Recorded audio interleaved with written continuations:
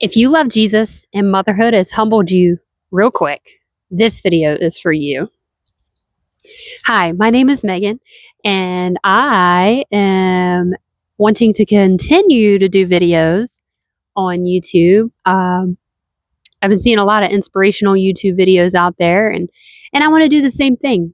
So I thought, why not draw up some questions, get some questions online about motherhood and faith and raising children and being a wife, and I'll ask myself those questions. I'm usually really good at talking with other people, but right now I'm actually talking to myself on this phone. But then again, now that I think about it, I'm not talking to myself because you, the viewer, are listening to me. So thank you for being here.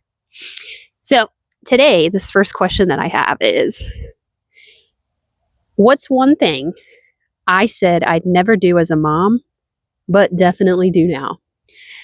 I believe the one thing that I'd say I would never do, right, would be, I think in the beginning, before kids, the thoughts of, oh, I'm not going to buy my kids all these toys, and I'm not going to spoil them and do this and do that, which of course you want to spoil your child.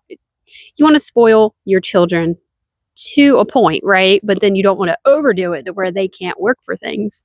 So what I did, previously, before having kids, of course, you don't think of these things, but then you have kids, and now here comes Christmas, and these kids get all the toys in the world. I bought them toys, and that motherhood guilt sets in when you're at a store. You're like, oh, it's not enough. You need more. But really, it's not true. Christmas is all about Jesus, and having your family around and seeing your kids open the presents. But of course, you don't want to overdo the presents, right? So I think something I never do as a mom, but I definitely do now, is buying more than I should, as in toys for my kids. Because today I was going through and I'm like, oh my goodness, there are so many toys, so many just stuff that we don't need. And then I need to put those up, but then I have other toys that I got to throw out. And then you get that guilt of, okay, well, if I throw this toy out, they could use this in a month. But truly, do they use it? It tends to not be used. So, but yeah, that's a huge thing of mine. So, I don't want to, I told myself, oh, you're not going to buy as many toys, but guess what? Here I am buying all these toys.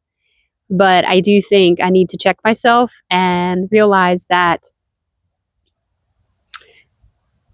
giving kids all what they want is not everything. We need to let them work for things as well. So, all right. Another question I got for myself is, what's a mom moment that tested my patience and my faith?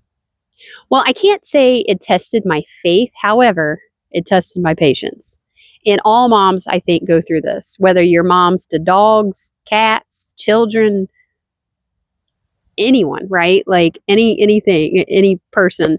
So my patience is tested is when my kids keep asking me for things like, Mom, did you see this? Mom, did you see that? And I get overwhelmed because I'm trying to do stuff, and I'm like, but looking at it now, I am grateful for those moments, because, everybody tells you one day you're going to miss it. And it's true. You will. And I will. Right. But in the moment, we're like, gosh, it's so much. There's laundry piling up and this and that. And it's just so much. And then you kind of like, oh, okay, son, and you kind of think in the moment, oh, it's fine. They'll be okay. But no, we need to take a moment and realize that, they want us to show us, they want to show us something, or, we need to enjoy that time rather than speeding up and flipping out about the house and all that. So I do catch myself in getting overwhelmed with the house, which I probably shouldn't. But I need to keep learning about cleaning because, man, I get overwhelmed. And I'll tell you right now, I have ADHD. I mean, look at me. I'm going down a rabbit hole on a question that this doesn't even have to pertain to that question. So anywho, you guys know that I have ADHD now. So cool. All right. Hey, ADHD moms. And, you get it. All right. Next question. Last question. So, what's something I laugh about now that once stressed me out? Oh boy, this is a good one. Of course, when the kiddos and newborns are born and then they continuously poop, and you get that poop where it's like, oh my gosh, it went up their back and their neck and their hair, and you're running to the bathroom. Your husband's about to throw up. He's dry heaving because he can't take it, which I think that's the funny part. But at that time we're like, oh my gosh, he pooped everywhere. The sheets are pooped on, and da da da da da. But you know what? I look back now and I'm like, those moments are hilarious.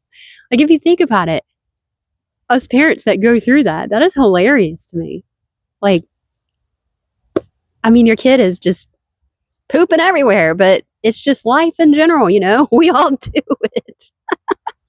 Well, not poop up our backs, but still. But yeah, I thought y'all like these 3 questions that I had. And if you wouldn't mind, like and subscribe. And before I get off of this YouTube video, I wrote down a sentence that I saw, and it says, God's grace covers moms too, even on chaotic days.